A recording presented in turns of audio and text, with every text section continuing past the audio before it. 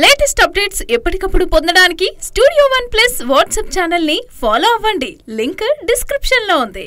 Mad square సినిమాతో social మీడియాలో negative comments చేస్తున్న వారిపై, అలాగే సినిమాల పైరసీపై నిర్మాత నాగవంశి కీలక వ్యాఖ్యలు అయితే చేశారు.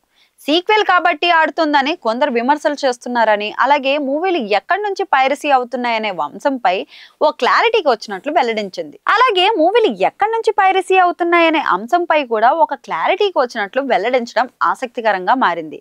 ఎంతకీ సినిమాల పైరసీపై నాగవంశి ఇచ్చిన క్లారిటీ ఏంటి?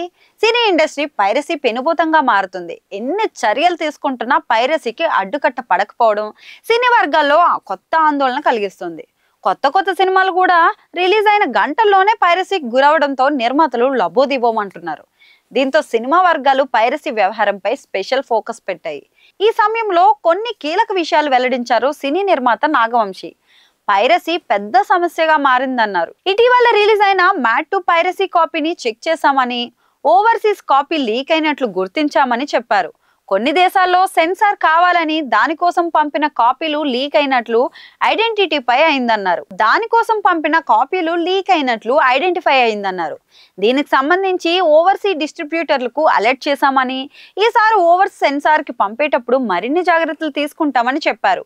పైరసీని ఇలాగే వదిలేస్తే డేంజర్ లెవెల్లో డ్యామేజ్ జరుగుతుందని, అందుకే ఎక్కడెక్కడ లూప్ హోల్స్ ఉన్నాయో వాటిని ట్రాక్ చేస్తున్నామని అన్నారు. పైరసీ విషయాన్ని FDCతో చర్చించి ప్రభుత్వాల దృష్టికి తీసుకెళ్తామని చెప్పారు నాగవంశి.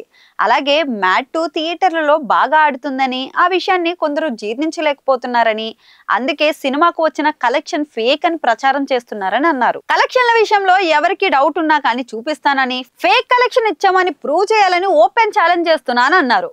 మ్యాడ్ 2 సినిమా ఇప్పటి వరకు 70 కోట్లకు పైగా వసూలు రాబట్టింది. ప్రెసెంట్ డేస్ లో ఒక సినిమా తీసి ప్రమోట్ చేసి OTTలో అమ్మడం చాలా కష్టమవుతుంది.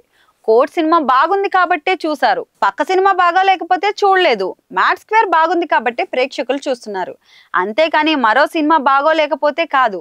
చాలా మంది రివ్యూలలో సెకండ్ హాఫ్ బాగా లేదని రాశారు. సెకండ్ హాఫ్ ను ప్రేక్షకులు ఎంజాయ్ చేయడం నేను చూశాను. రివ్యూలు రాసే వారికి జనాల కంటే ఎక్కువ తెలుసా? కంటెంట్ లేని సినిమాలు ఆడుతున్నాయని రాయొద్దు అని నాగవంశి అన్నారు.